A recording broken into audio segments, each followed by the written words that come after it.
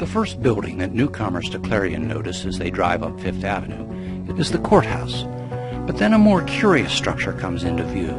At first all you see is the front, which looks a lot like a small castle made of brick and stone, and you wonder, what in the world can that be?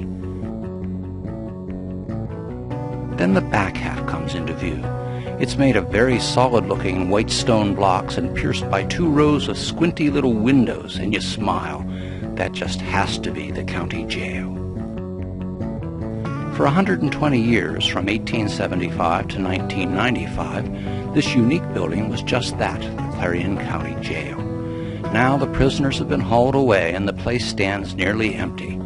But once upon a time, this building was shiny and new and was admired far and wide for its stylish and modern design.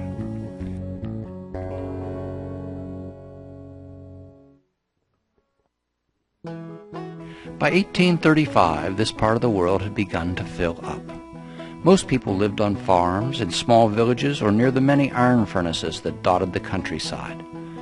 Times were good, but it was very inconvenient to travel to Franklin or Katanning for legal business, and so the citizens of northern Armstrong County and southern Venango County lobbied the Pennsylvania legislature for the creation of a new county to be called Clarion or Jackson or Stark.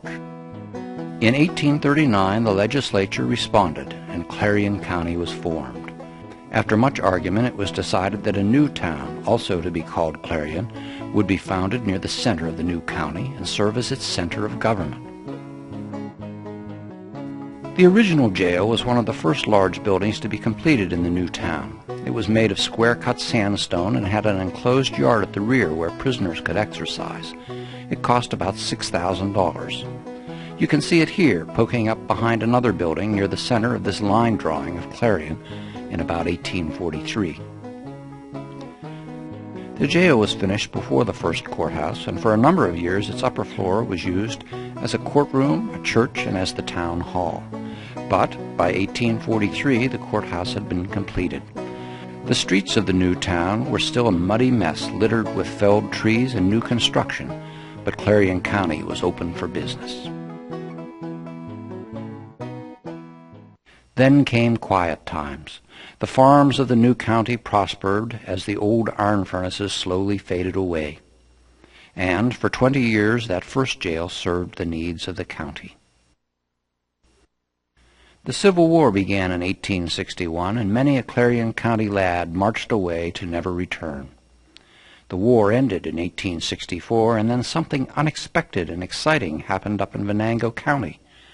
Oil was discovered in Titusville in 1859, and when the war ended, many an old soldier hiked up to the oil fields to make their fortune.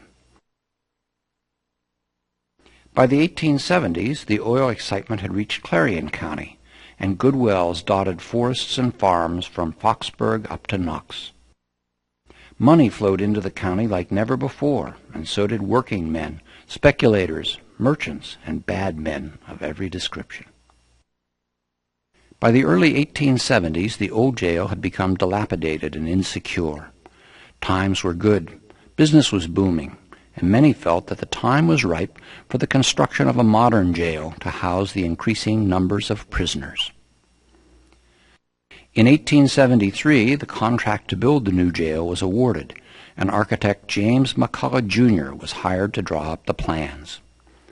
At this period, architects much admired the fortifications of the Middle Ages, and Mr. McCullough looked to structures like Conway Castle in northern Wales for inspiration in designing the new jail for Clarion County.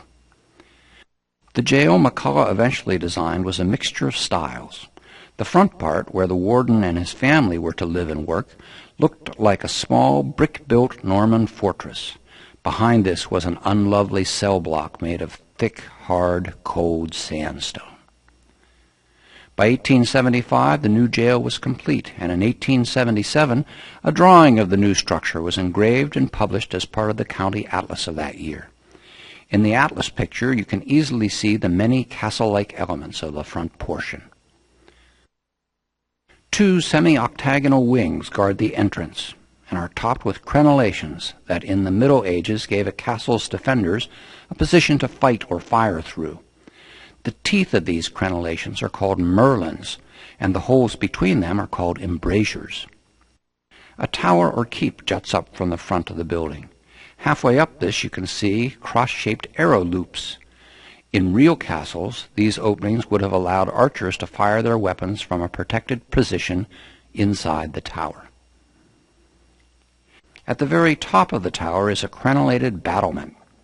In the engraving of 1877, 3 men peer out from this, but they must have been very, very small men indeed, because the actual top of the tower is much smaller than it appears here.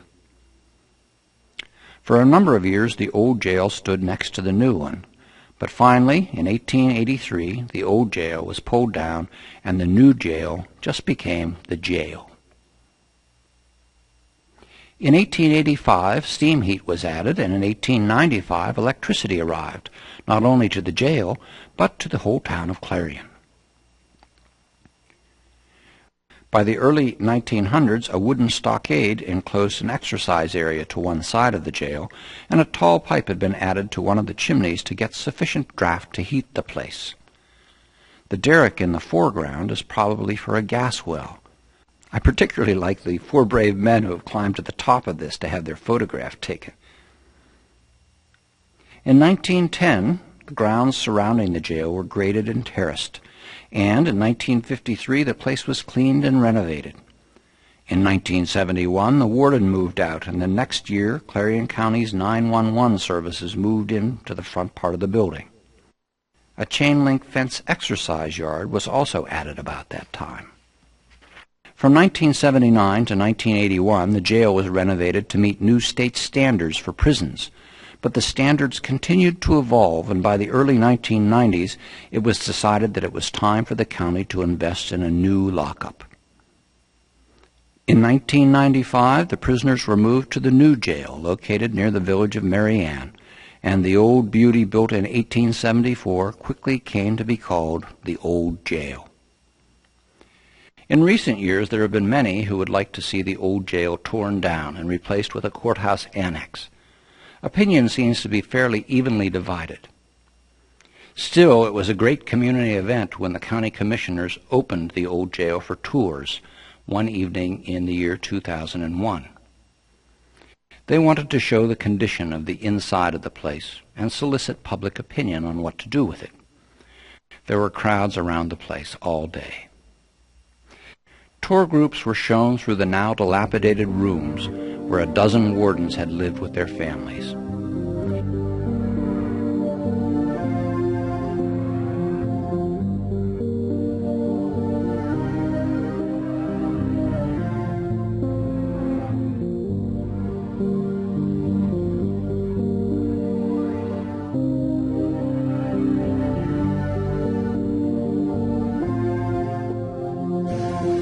Groups next entered the dim and dark cell block area. This is now used as a storage area for county supplies, but it doesn't take much imagination to feel what it must have been like to walk across that interior courtyard, up the iron staircase, down the catwalk, and finally enter the cell where you would sleep for years, dreaming of freedom and dreading the new day.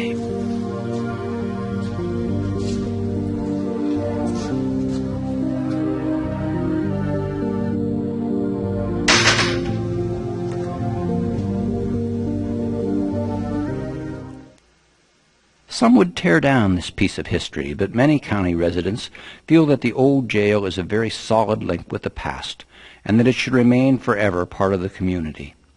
It has stood for most of the county's 150-year history and should continue to do so.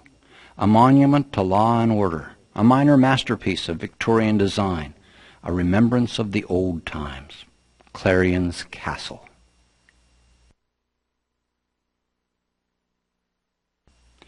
There are many tales having to do with the old jail, and a booklet describing some of these was published by the Clarion County Historical Society in 2001. Here you will learn what it was like to live in the jail, both as a member of the warden's family and as a prisoner. You will also find out about escapes, battles with the pigeons that took over the tower, and of many other interesting episodes in this excellent old building's long history.